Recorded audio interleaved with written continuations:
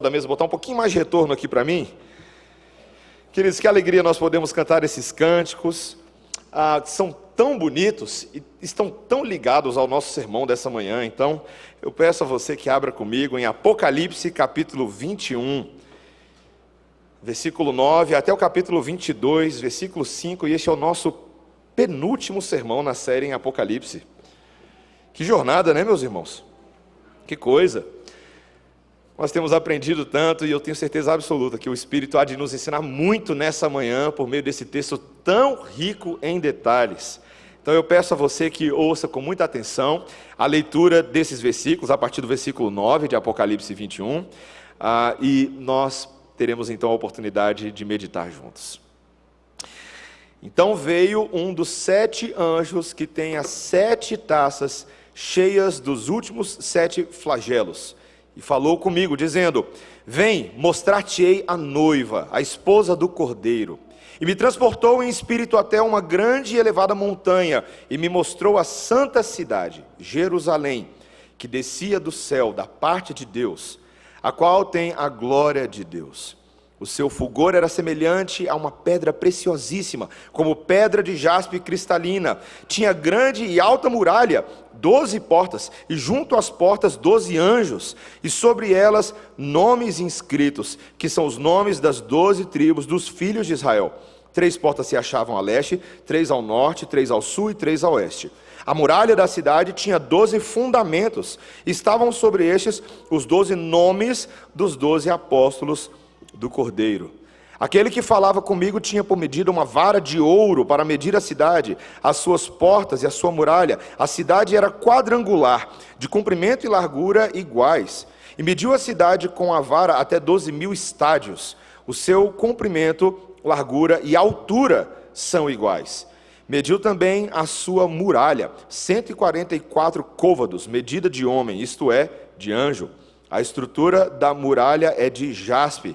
Também a cidade é de ouro puro, semelhante a vidro límpido. Os fundamentos da muralha da cidade estão adornados de toda espécie de pedras preciosas. O primeiro fundamento é de jaspe, o segundo de safira, o terceiro de calcedônio, o quarto de esmeralda, o quinto de sardônio, o sexto de sárdio, o sétimo de crisólito, o oitavo de berilo, o nono de topázio, o 10º de crisópraso, o 1/10 de jacinto e o 12º de ametista. As 12 portas são 12 pérolas, e cada uma dessas portas de uma só pérola. A praça da cidade é de ouro puro, como vidro transparente. Nela não vi santuário, porque o seu santuário é o Senhor, o Deus Todo-Poderoso e o Cordeiro. A cidade não precisa nem do sol nem da lua para lhe darem claridade, pois a glória de Deus a iluminou, e o Cordeiro é a sua lâmpada.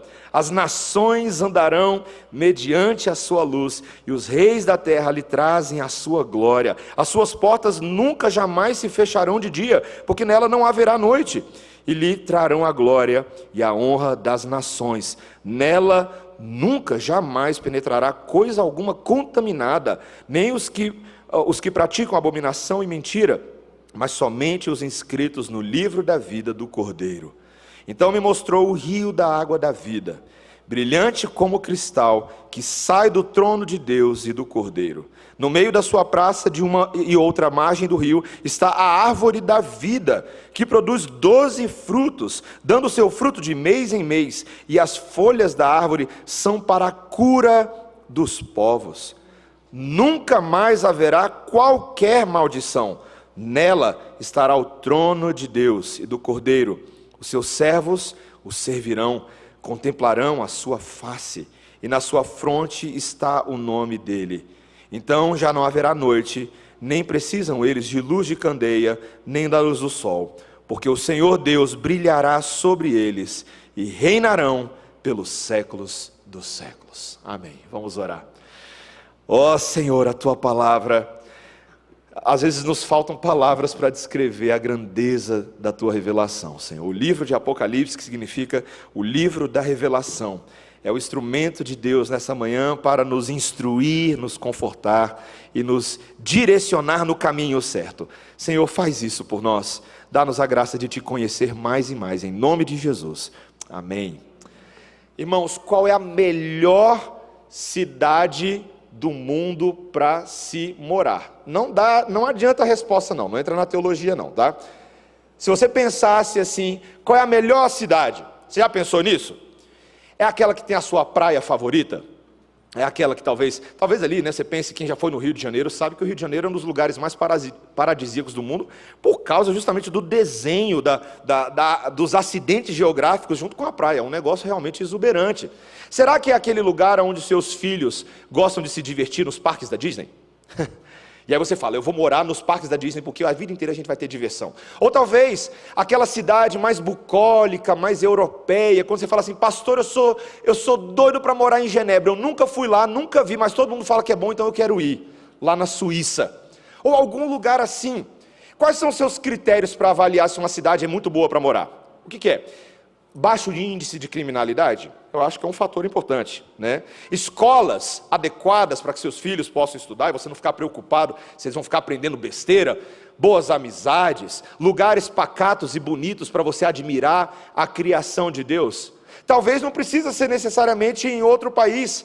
Talvez a cidade ideal para se morar é aquela onde as pessoas que você ama estão, não é verdade? E nem precisa ser tão longe assim.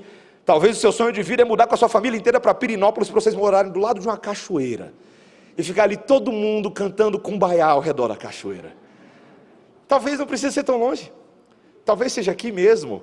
Contanto que você possa adorar a Deus, você tenha liberdade para estar com as pessoas que você ama. Meus irmãos, qual é o melhor lugar do mundo para se estar?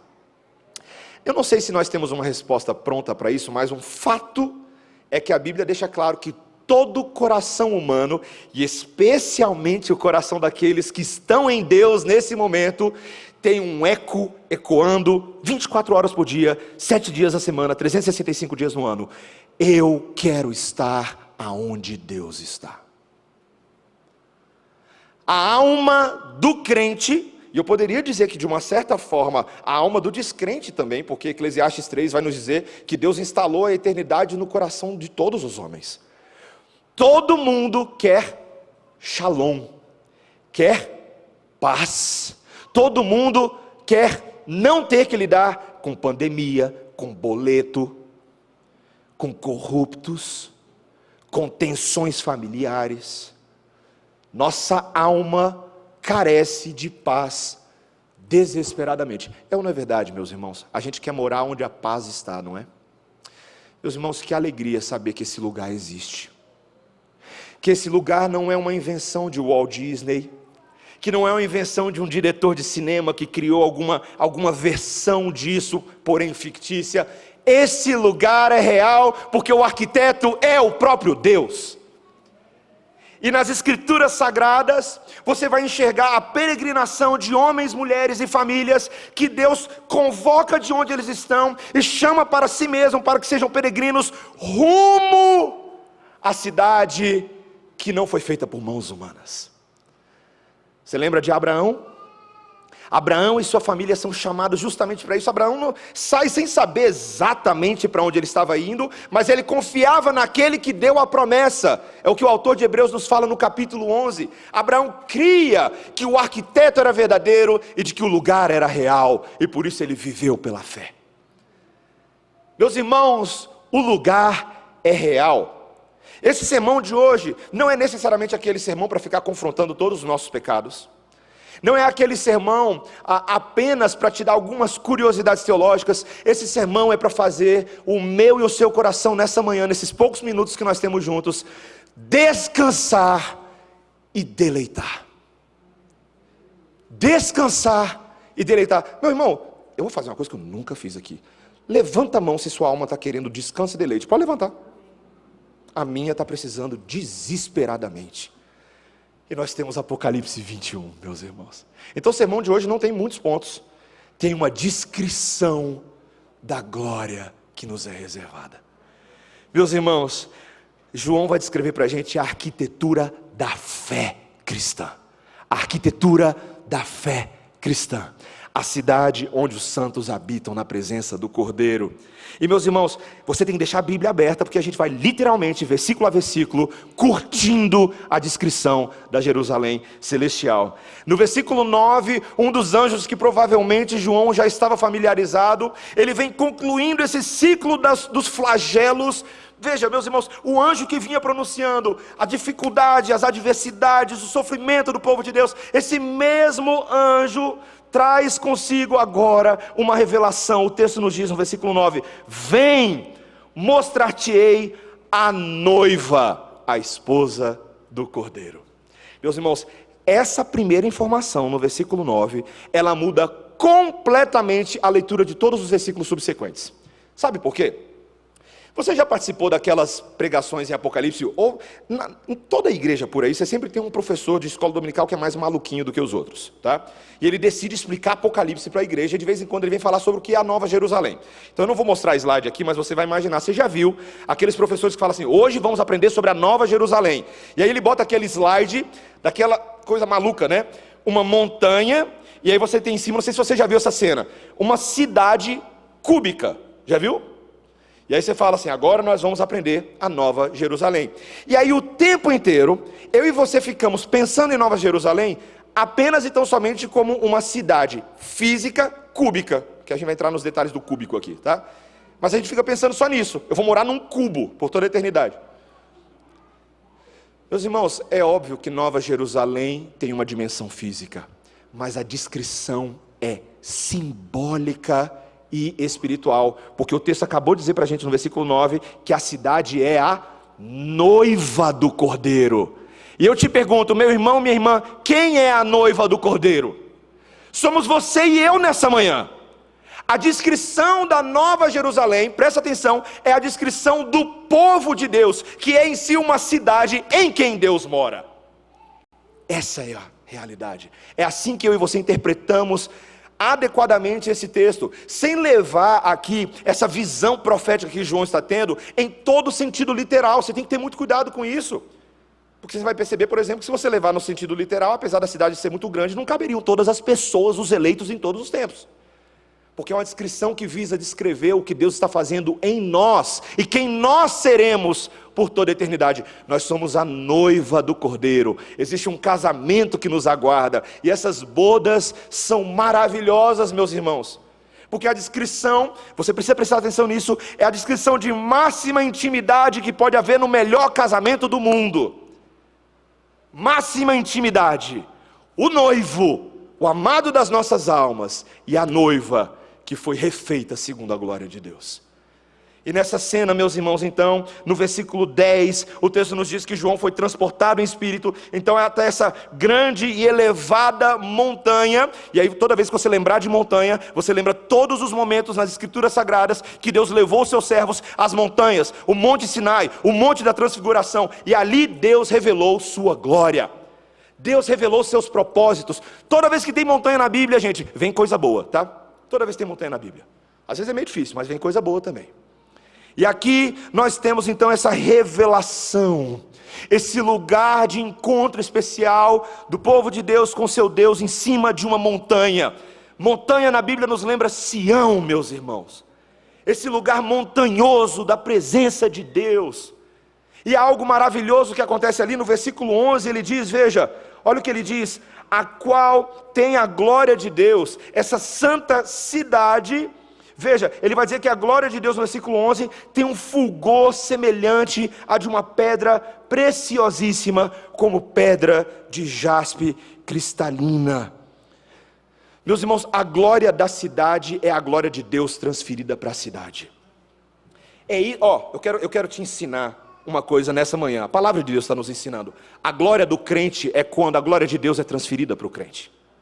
O crente não tem glória em si, nós não temos, meus irmãos, nada que seja maravilhoso para convencer Deus de nos aceitar, de nos fazer maravilhosos, não. Mas quando Deus, por misericórdia, decide transferir a glória dele para nós, meus irmãos, que alegria, que alegria.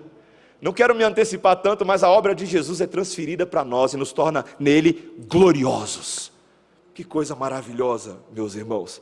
A Bíblia inteira Um dos grandes temas de teologia bíblica é o tema da glória de Deus. E em certa medida, meus irmãos, eu quero que você contemple isso. Para quem gosta de teologia, eu vou fazer um comentário teológico aqui.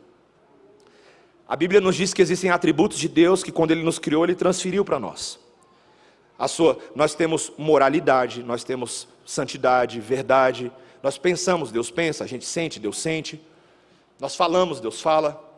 Existem vários atributos que não são transferidos para nós, que são muito únicos e exclusivos de Deus.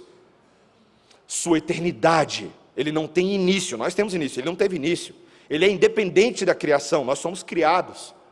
Ele é onipresente, onipotente, onisciente, nós não somos nada disso. E tem algo que sempre foi de Deus e nunca foi nosso, a glória plena dele. Mas a Bíblia está dizendo que na Nova Jerusalém, um atributo passa a ser nosso também: glória. Glória. Meus irmãos, o que está reservado para nós, verdadeiramente nem olhos viram, nem ouvidos ouviram. Nós estamos aqui adentrando num universo desconhecido, meus irmãos, de glória indescritível. E você precisa perceber como a misericórdia de Deus se aplica a nós. A partir do versículo 12, você vai perceber alguns detalhes maravilhosos. Por exemplo, ele diz no versículo 12, que tinha uma grande e alta muralha, 12 portas, e junto às portas 12 anjos, e sobre elas nomes inscritos, que são os nomes das 12 tribos dos filhos de Israel. Meus irmãos, a gente já viu esse número 12 em Apocalipse várias vezes, não é? Não é um número literal, meus irmãos. É um número que visa descrever aqueles 12 do Antigo Testamento, aqueles 12 cabeças das 12 tribos de Israel, sob quem se encontravam as tribos, os escolhidos de Deus.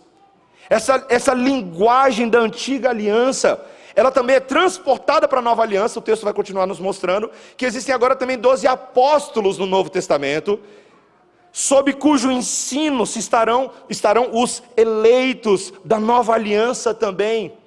Meus irmãos, sob os cabeças das 12 tribos de Israel e sob os 12 apóstolos, encontra-se a igreja do Senhor, os profetas.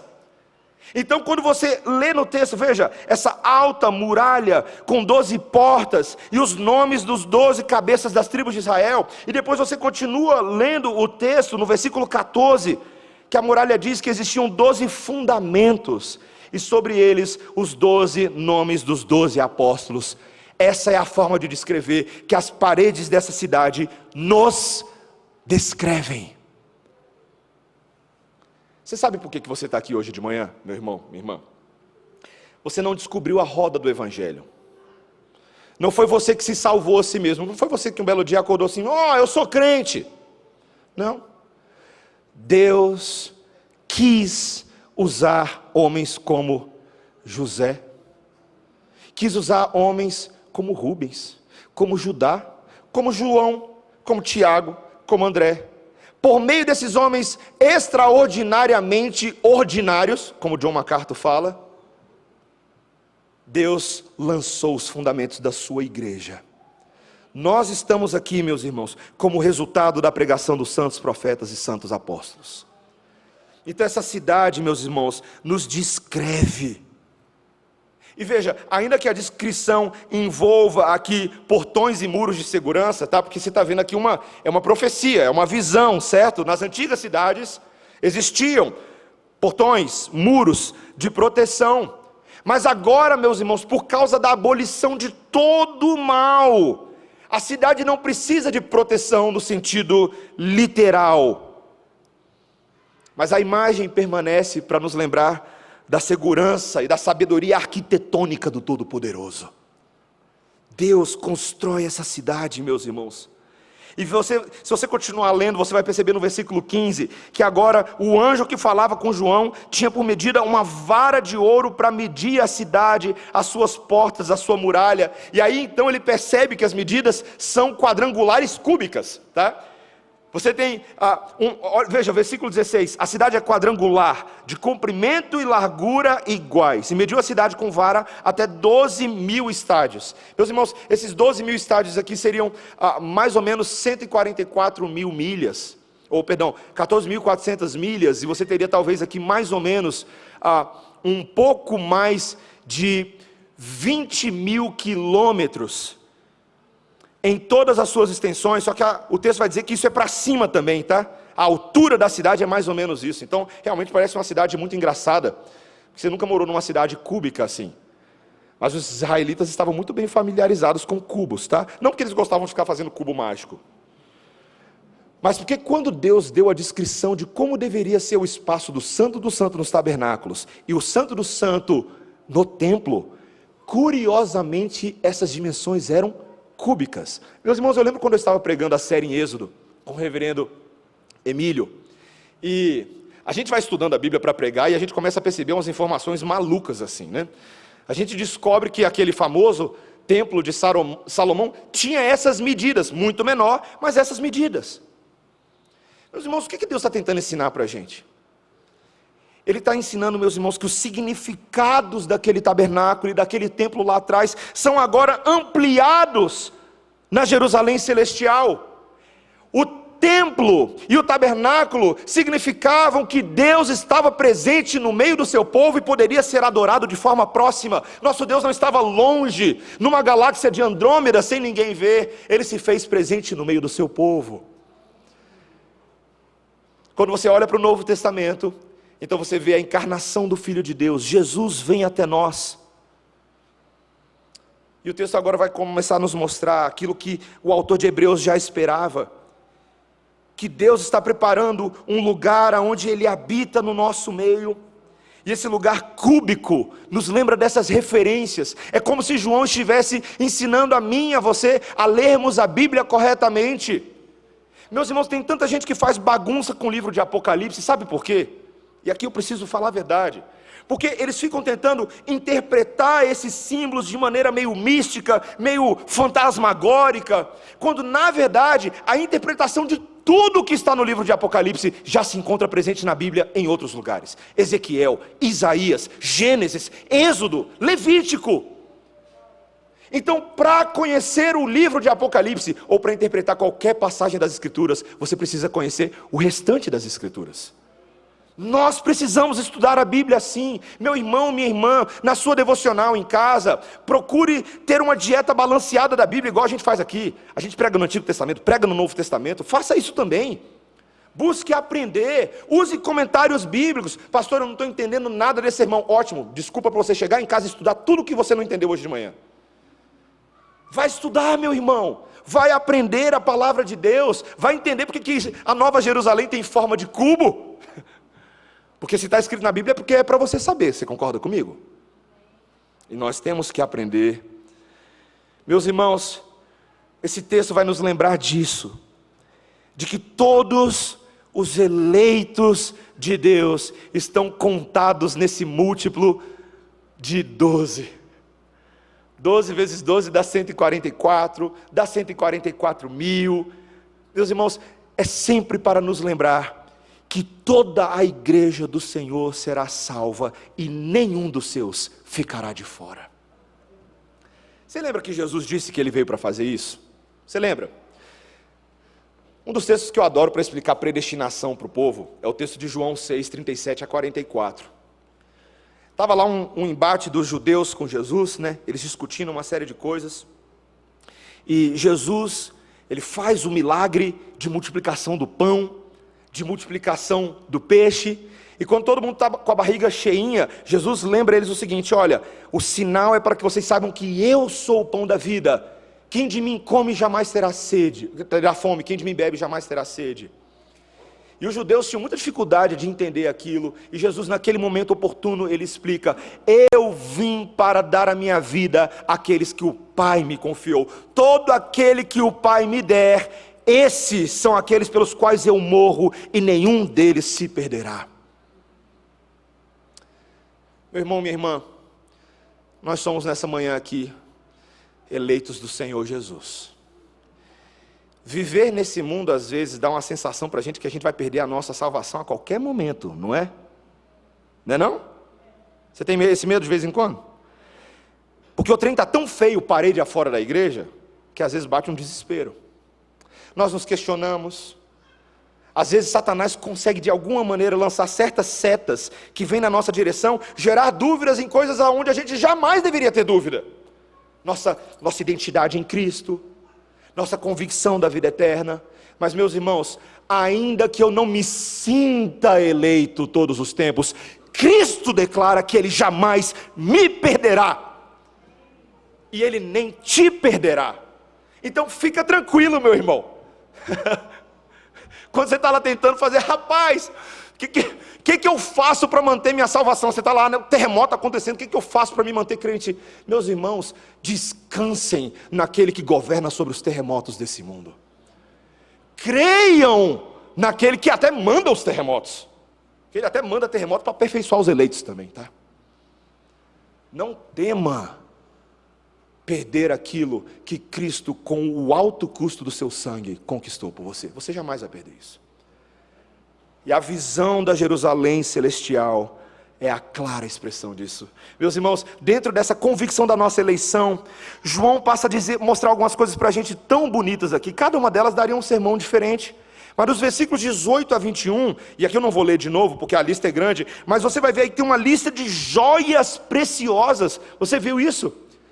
Que descrevem a beleza avassaladora e as riquezas dessa cidade. Eu lembro quando eu era criança, meus irmãos, eu ficava lendo esses textos da Nova Jerusalém, eu falava, meu amigo, é riqueza demais. Tio Patinhas teria inveja da Jerusalém celestial.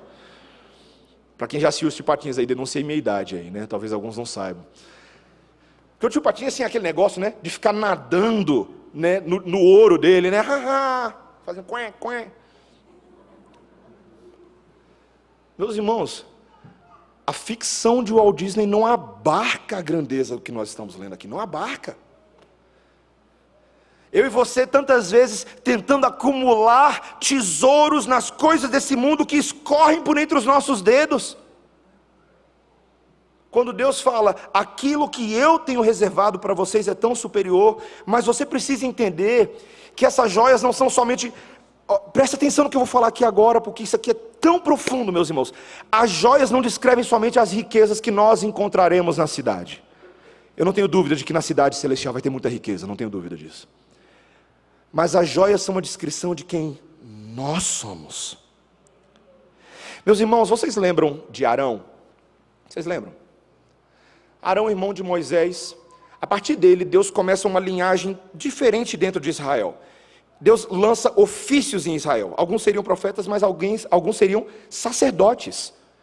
Você tem toda uma linhagem consagrada por Deus a partir de Arão e da sua família.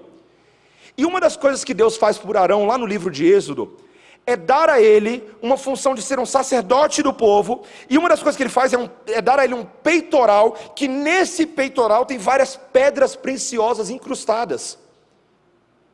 E essas pedras simbolizavam a função única de Arão como um sacerdote do povo de Deus. De que ele era consagrado, ele era separado com a sua vida. Veja, Arão não poderia fazer vestibular para outros empregos, ele não teria outras opções, porque Deus deu um emprego para ele. A vida dele estaria separada, consagrada para os serviços no santuário do Senhor. E todos os seus filhos estariam nesse esquema também. Então, meus irmãos, eu fico imaginando que alguns israelitas talvez passavam perto de Arão e olhavam aquele belo colete cheio de pedras preciosas, e aí tinha que tomar cuidado com o coração para não cobiçar, né? Se ele der mole, eu roubo ele, alguém poderia pensar.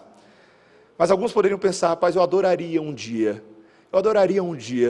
ter a glória desse homem. Veja que lindas pedras preciosas. Vocês percebem o que está acontecendo aqui? Deus, ele não pega agora um homem cheio de pedras preciosas, mas ele transfere a glória dessas pedras para toda uma cidade eleita. Todo mundo que está em Cristo Jesus é um sacerdote de Cristo Jesus. Meus irmãos, só para ficar bem claro, não começa lá não, tá? Vós sois nação santa, povo eleito, para proclamar as virtudes daquele que vos chamou das trevas para a sua maravilhosa luz. Somos nós, nesse momento, somos os sacerdotes de Cristo que estão sendo adornados com as obras do sumo sacerdote, o Filho de Deus. E um dia nós veremos a perfeita expressão disso no céu. Meus irmãos, que cidade gloriosa é essa? Você pensa, então eu vou encontrar Jesus no tabernáculo celestial, no templo celestial? Meus irmãos, sim e não ao mesmo tempo. Porque o versículo agora 22 vai dizer, veja o versículo 22, nessa cidade não vi santuário, porque o seu santuário é o Senhor, o Deus Todo-Poderoso e o Cordeiro. A cidade não precisa nem do sol, nem da lua para lhe darem claridade, pois a glória de Deus a iluminou, e o Cordeiro é a sua lâmpada. Meus irmãos, que cena impressionante! Porque dentro da nossa categorização de sistema solar, nós não temos nenhum astro mais luminoso do que o Sol. Como eu gosto de ver coisas de estrela, meus pais sabem disso, meu irmão sabe disso, minha esposa sabe disso.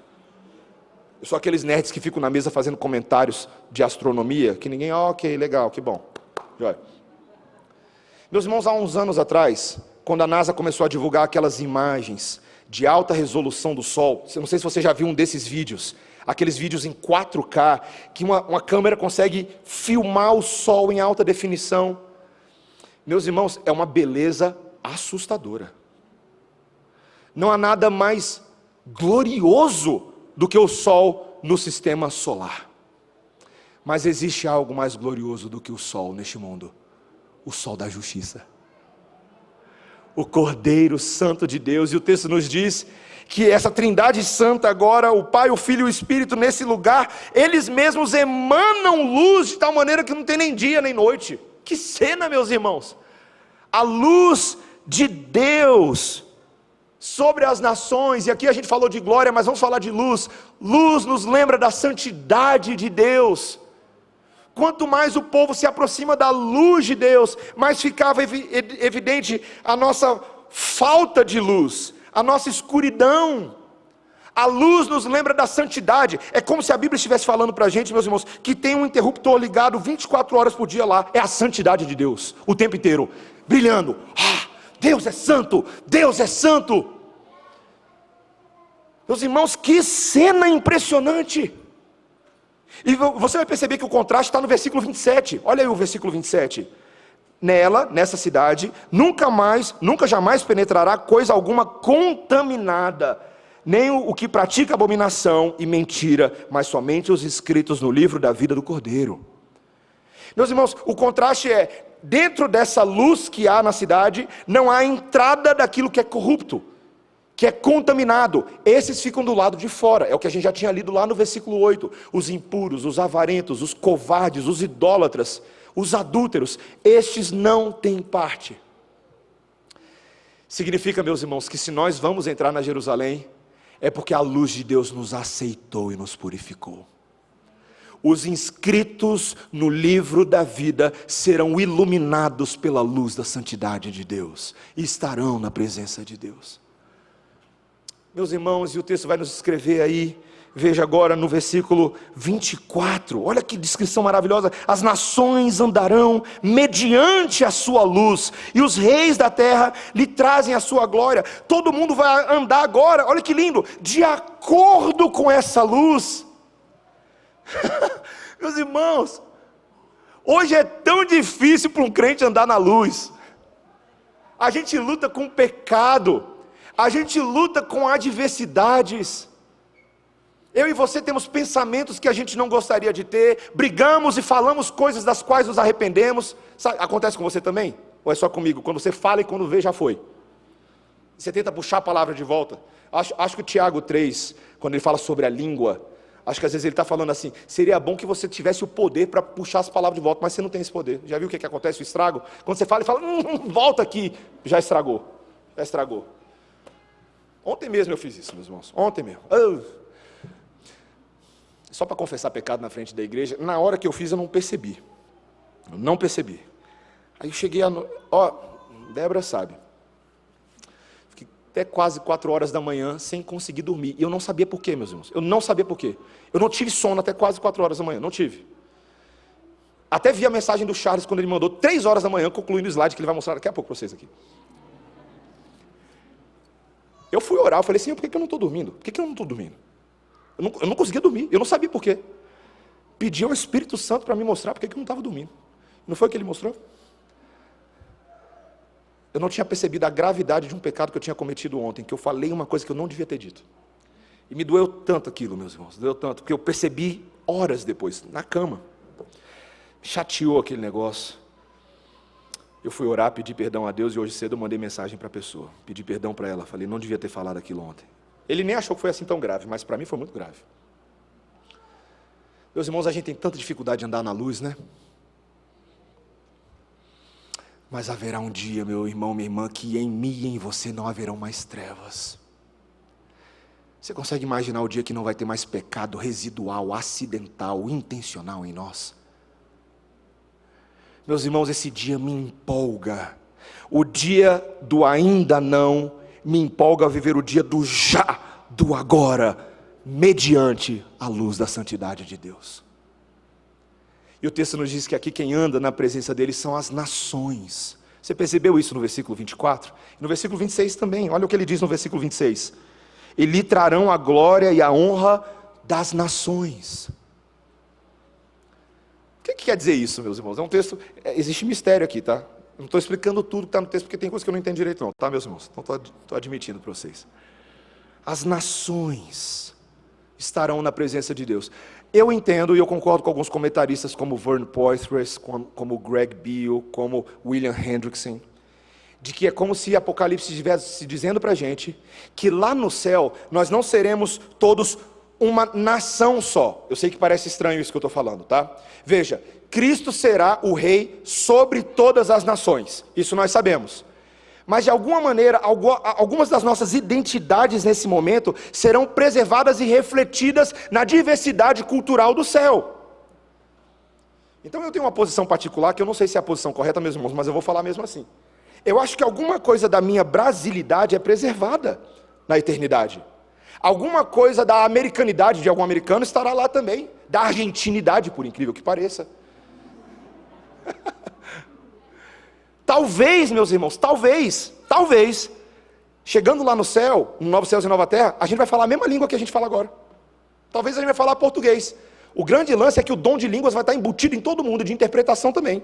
Então você fala em português, ele ouve em alemão, ele fala em alemão, outro ouve em esperanto não, outro ouve em mandarim. Ele fala em mandarim. O cabrinha da antiga aliança fala em aramaico e todo mundo entende. E não precisa ficar simulando o dom de línguas no culto, não. O cabra fala em grego koiné, o grego contemporâneo entende o grego antigo. Porque na presença de Deus as nações existem, mas o rei é um, o amor é um, o espírito é um, a comunicação é uma, não haverá pecado para criar tensões relacionais entre as pessoas, não haverá dificuldades de entender. Quando a minha esposa quer me explicar alguma coisa, eu falo, agora eu entendi, porque eu estou no céu junto com você. E quando eu falar alguma coisa, ela vai falar, agora eu entendi, porque eu passei 20 anos da nossa vida sem entender nada, mas agora eu estou entendendo tudo. Porque no céu é assim, meus irmãos. As nações andam mediante a luz do Cordeiro. E meus irmãos, o texto encerra trazendo para nós uma cena nos versículos 1 a 5 do capítulo 22, são os nossos últimos versículos. Trazendo, talvez, aquele lugar para o qual todo homem gostaria de voltar. Os versículos 1 a 5 descrevem a Nova Jerusalém em termos de um novo Éden. Meus irmãos, Éden é a cidade da qual Adão e Eva foram expulsos. E todo mundo que é filho de Adão e Eva tem um negócio no coração que fala assim, mas como eu gostaria de conhecer esse Éden. E a nova cidade é descrita nesses termos, meus irmãos. No versículo 22, versículo 1, você vai começar a perceber alusões claríssimas com Gênesis capítulo 1, 2 e 3. Por exemplo, o texto nos diz que agora, no versículo 1 do capítulo 22, que existe um rio da água da vida brilhante como cristal. No Éden, meus irmãos, há uma descrição de todos aqueles rios que cortavam o Éden, o Tigre e o Eufrate. E ali naqueles rios, imagina, né? Imagina no Éden você beber em rios que não são contaminados por toxinas, que não tem agrotóxicos, que não tem populações que ficam na nascente lavando roupa e sujando, você nem sabe se pode tomar. Rios que você sabe que agora você pode nadar neles. Isso era o Éden, tá? Isso era o Éden. Meus irmãos, só que o novo Éden é superior. Sabe por quê? Porque no Éden antigo, esses rios eram criações. Eles eram coisas deste mundo, passíveis de contaminação, passíveis de serem manchados pelo pecado, mas o rio da água da vida eterna, veja o versículo 1, diz no final dele, sai do trono de Deus e do Cordeiro. Esse rio tem a sua origem não nas coisas efêmeras que passam, mas nas coisas eternas e permanentes, no trono de Deus. Ah, meus irmãos. E veja, aqui a gente tem um pouquinho de dúvida se João está falando de alguma coisa totalmente literal ou absolutamente simbólica. É um pouco difícil para a gente, tá? Talvez chegando lá no céu tenha de fato um rio exatamente desse jeito que está descrevendo. Mas quantas vezes Jesus disse para nós, como ele disse para a mulher samaritana, que se alguém cresce nele, do seu interior fluiriam rios de água viva. Quem crê na palavra de Jesus hoje, tá? Nesse momento, sua vida corre essa água nutritiva, refrescante. Meus irmãos, ontem à noite a gente teve a nossa primeira reunião do discipulado masculino de um grupo que está começando agora, e eu fui lá com os meninos. Eu não sei se os meninos sentem a mesma coisa que eu senti ali, o negócio foi forte. Mas quando você abre a Bíblia, e você começa a ler as palavras da Bíblia, e você deixa Jesus falar em vez do homem falar, deixa o Espírito falar em vez da gente ficar inventando moda, quando a gente lê a palavra de Deus nos seus termos, eu não sei se isso já aconteceu com você, parece que Deus vai refrescando a nossa vida. Já aconteceu isso com você? Deus vai refrescando a nossa mente e o nosso coração. O texto continua dizendo, meus irmãos, que no meio dessa praça, versículo 2, de uma e outra margem do rio, está a árvore da vida. Meus irmãos, vocês lembram da árvore da vida? Eu pergunto para vocês se você lembra da árvore da vida, porque aparentemente Adão e Eva esqueceram dela do Éden. Meus amigos, tinham várias árvores, mas tinham duas árvores especiais no Éden. Uma era a árvore da vida. Meus irmãos, tinha uma árvore da vida no Éden. Mas não, Adão e Eva tinham que olhar para a árvore do conhecimento do bem e do mal. Meu irmão, se você tem duas opções, para você comer um fruto, qual que você vai escolher? Parece óbvio a resposta. Mas não. Satanás, a cobiça do coração, os inclinou na direção da outra árvore. E porque eles comeram da outra árvore e não da boa árvore, o que aconteceu com eles? Eles transgrediram a lei de Deus, pecaram contra o Senhor, entraram em rebelião eterna e foram banidos da presença da árvore. Imagina isso! Imagina, você ganha o ticket para comer da melhor árvore do mundo, mas você consegue se excluir do parque. Nenhum de nós jamais comeu da árvore da vida, mas um dia, meus irmãos, nós comeremos dela novamente. O texto deixa tão claro, veja que ele diz agora no versículo 2, essa árvore produz 12 frutos, está aí o 12 de novo, ou seja, frutos plenos para todos os eleitos, dando seu fruto de mês em mês, e as folhas da árvore são para a cura dos povos, porque no versículo 3, nunca mais haverá qualquer maldição.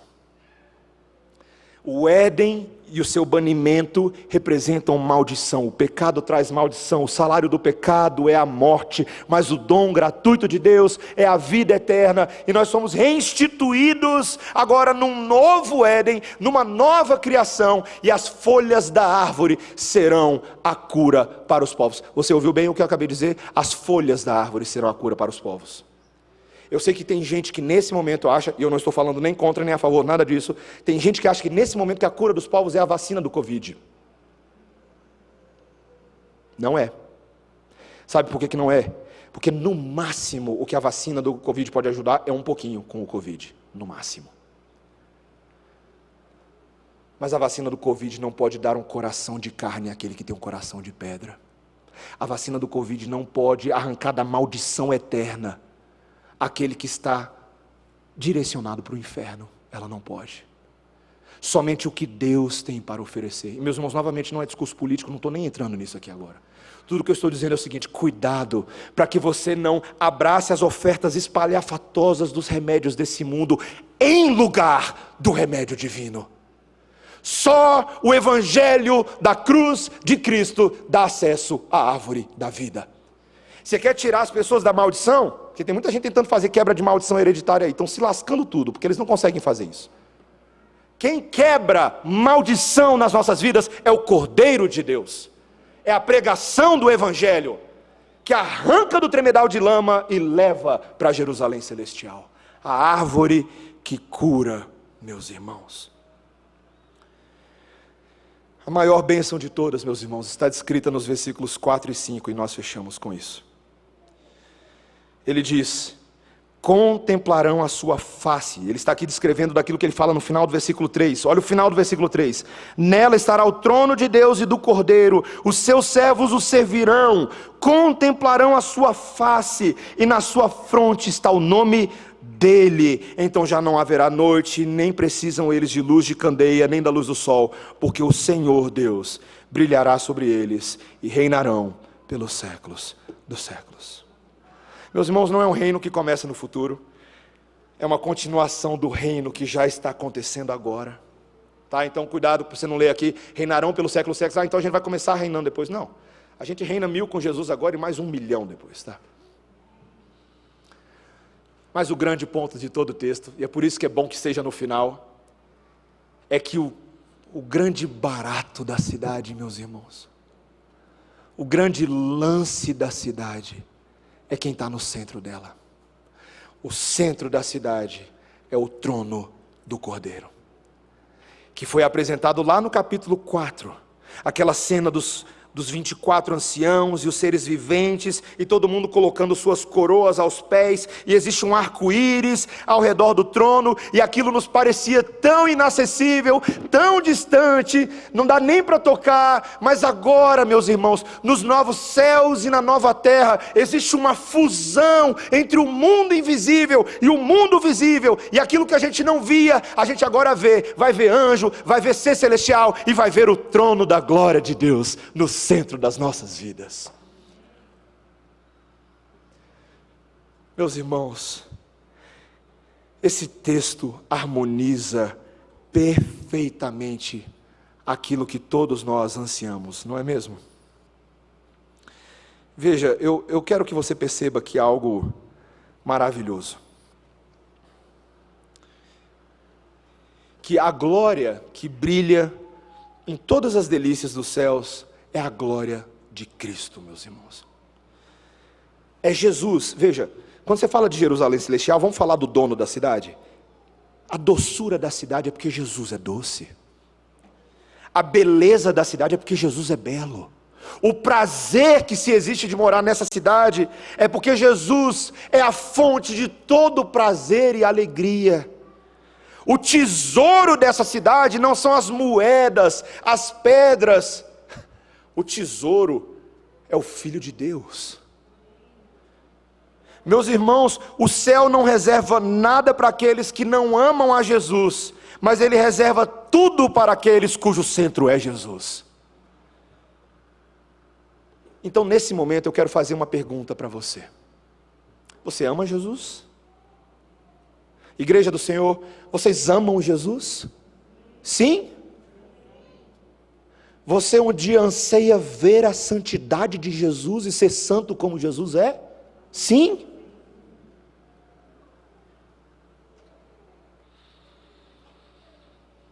Porque é isso que Deus está fazendo conosco agora. Nós somos uma noiva no salão de beleza, esperando para o casamento começar.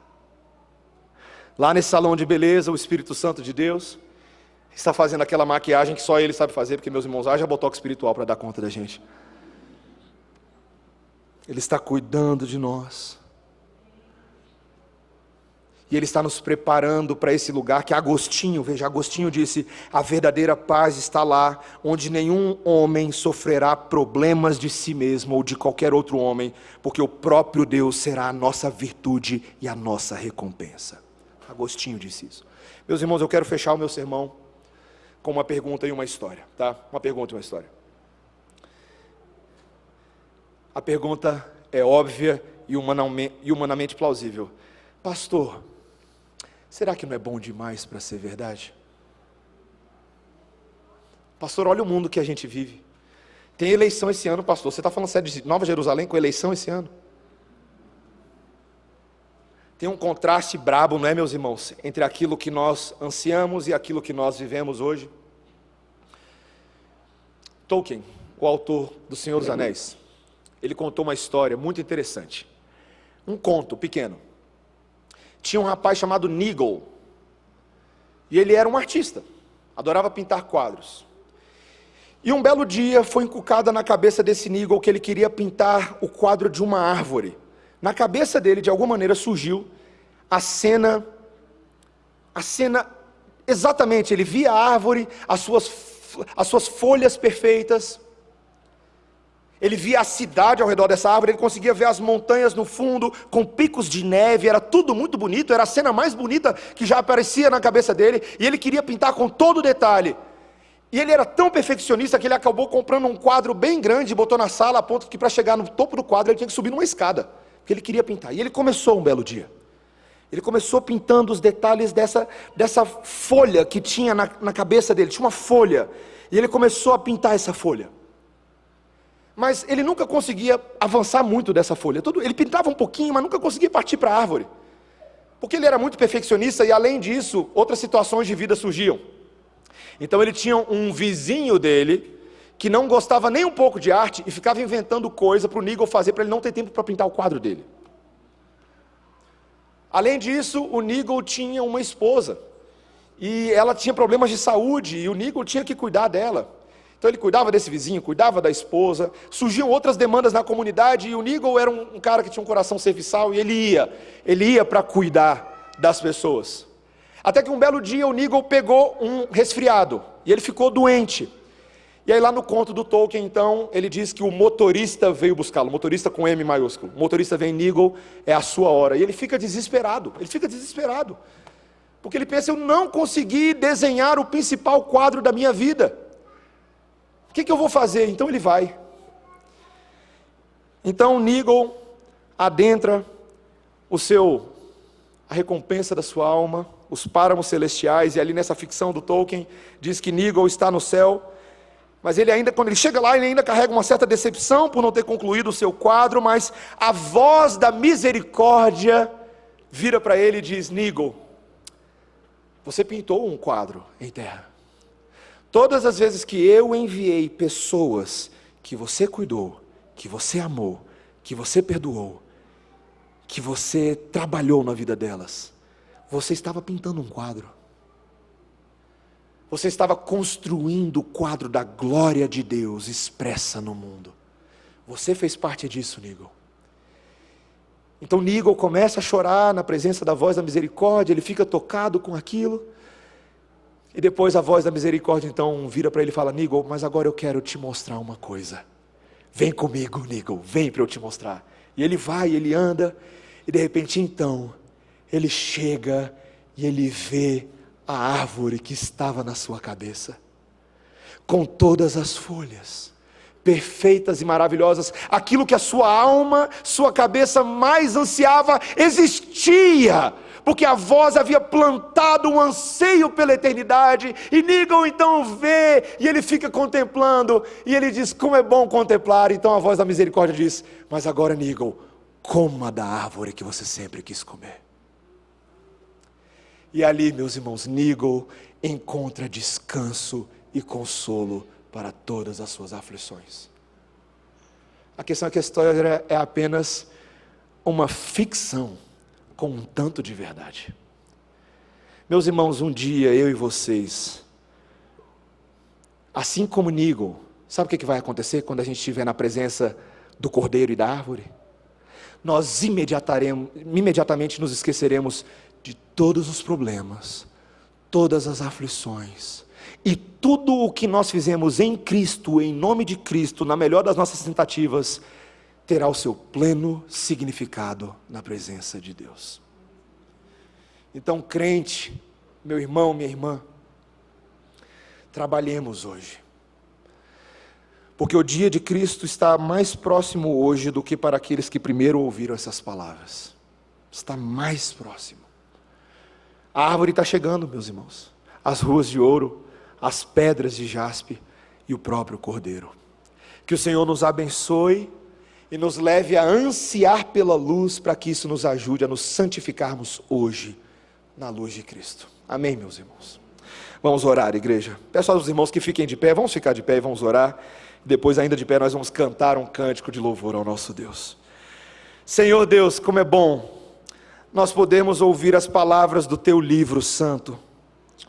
Senhor, são tantos detalhes, tão acima da nossa capacidade normal de pensamento, mas detalhes que nos encantam, nos inspiram, nos fortalecem, nos fazem pensar não só nos problemas do tempo presente, mas na glória do tempo por vir. E Senhor, é justamente essa realidade eterna que neste dia, neste momento, não apenas está informando a nossa mente, mas está nos assegurando dos propósitos finais de Deus. Senhor, tudo isso aqui serve para aumentar o nosso anseio por Deus, a realização dos seus propósitos. Meus irmãos, ó Deus, a certeza dessa bem-aventurança é para nós, para mim e para os meus irmãos, um conforto em tempos de tentação e perseguição, Senhor. Senhor, nesta manhã, pela misericórdia da palavra, o Senhor está purificando os nossos desejos.